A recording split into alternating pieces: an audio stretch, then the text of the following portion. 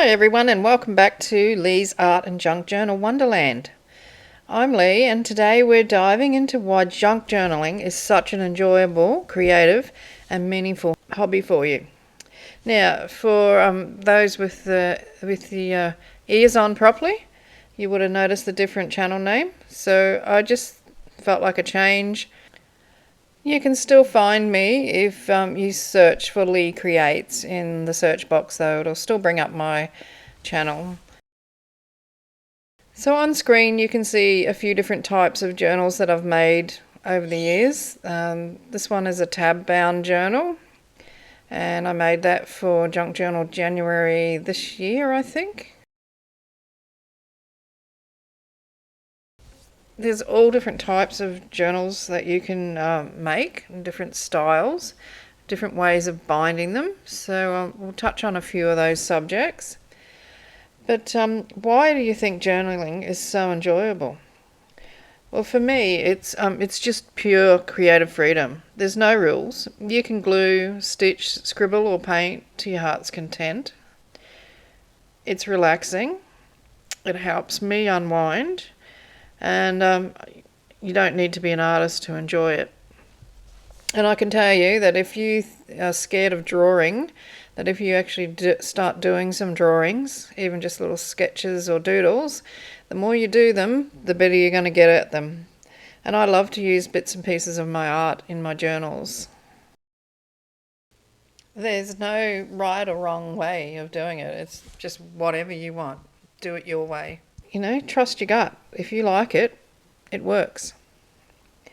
So things that you can use when you're making a journal for your pages are old book pages, envelopes, fabric scraps and lace, magazines and catalogues, receipts, tickets and packaging, washi tape, stamps and markers, and there's so many other things. The list just would go on and on and on.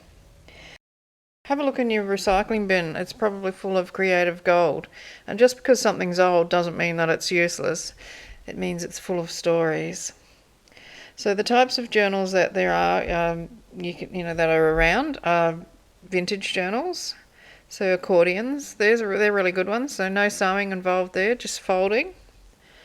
Altered books, so you start with an existing book and you change it, take out some pages and alter it, as the name suggests. So they're wonderful. And themed journals such as travel, holidays, and you might even make a journal for a special challenge or something like that. So there's one that's on the screen now. That was my December one from last year. Glue books, they're really fun. So they're just basically, you're just gluing stuff down for no rhyme or reason. Art journals, where you will make art in your book. And just maybe a daily memory or gratitude journal, so lots of different types. And you don't have to pick just one. You can mix and match styles, and then you just work out what works for you. So your junk journal doesn't have to be perfect, it just has to be you. So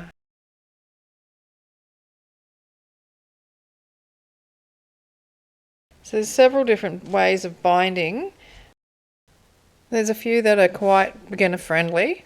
Stapling or gluing pages, pamphlet stitch, which is really easy, so that's pretty much the basic sewing way of binding, ring binders or folders, and elastic binding in a traveller's notebook style. You can start simple and do it a bit fancy later on, but if it holds together, it's bound. So a few stitches or staple and boom, you got a book. And don't forget that your first journal, if you're making your first one, it's not going to be perfect, but that's fine.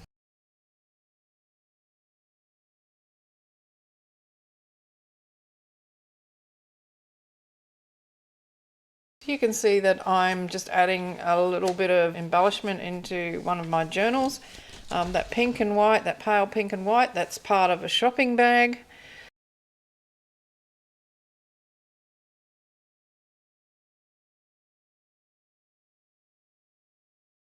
That thing that I just glued down then, that's just a little sketch on a piece of book page. These ones that I'm going to glue down, They're drawn on the little offcuts, you know, when we cut the sides off, the plain sides off book pages. So the margins, that's what I've drawn them on. In the world that we're living in at the moment, it's so fast paced. I mean, it's nearly June already. And I just think that it's so important to have a hobby like junk journaling. It just gives you this, you know, the time and the space to breathe and play. You can sort of think of it as creative self-care, and you only need a few minutes a day to feel the benefits of it. So even 5 minutes of creating can lift your mood up. Sometimes gluing paper down is the most healing thing that you can do, and it's so simple. It's just like being a kid again. I love it. I can sit down and start doing something, and before I know it, several hours have passed and I'm still sitting at my desk gluing and cutting and tearing. I like to tear more than cut, to be honest. But yeah, really, really good way of just taking the pressure down. So you don't have to spend hours every day doing it. Just 5 minutes of creating can change your whole mood.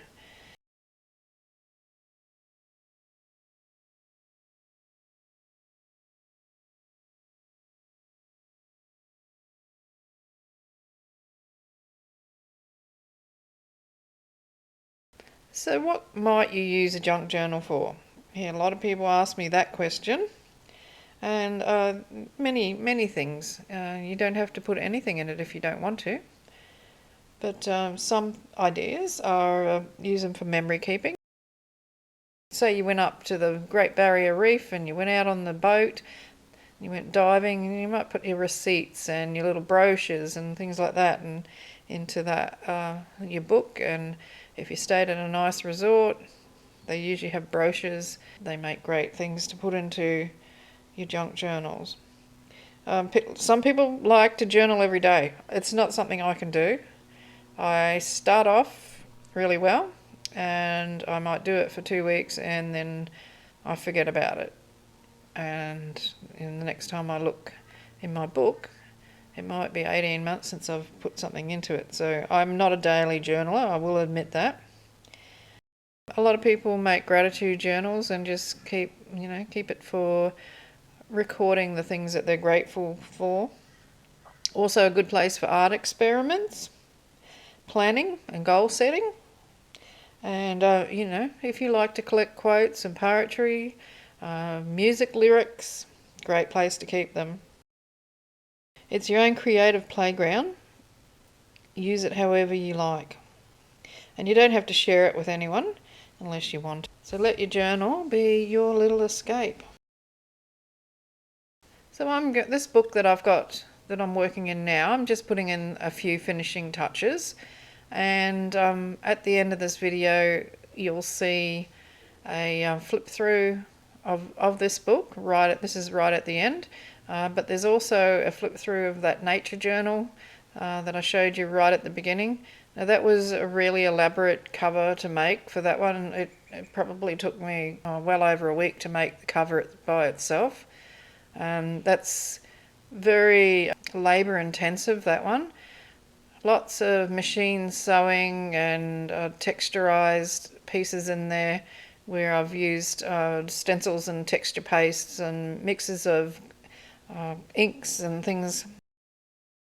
I also did, I think it's called paper lace, where you stitch on paper and then wet your paper and pull it apart to make holes. So there's all sorts of techniques that were in that book. But this one that's on screen now, which you will see also the flip through for a bit later on, that is just totally made from scraps. So there's a series of videos for this particular book, and this is the final in the series, so that'll be the flip through.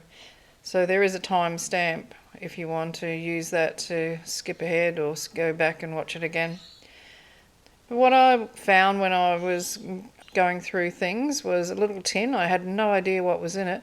When I opened it up, it was full of all little bits and pieces. I must have just cleared my desk one day and put the whole lot, whatever was in there, on the desk into this tin, and there was a feather, and there was die cuts and labels and all sorts of treasure. It was wonderful. If you've been thinking about starting a hobby, I really recommend junk journaling, and the easiest way to go about it is just to start. I have lots of videos on how to make journals. I've got a playlist of no-sew journals, so they're great for beginners.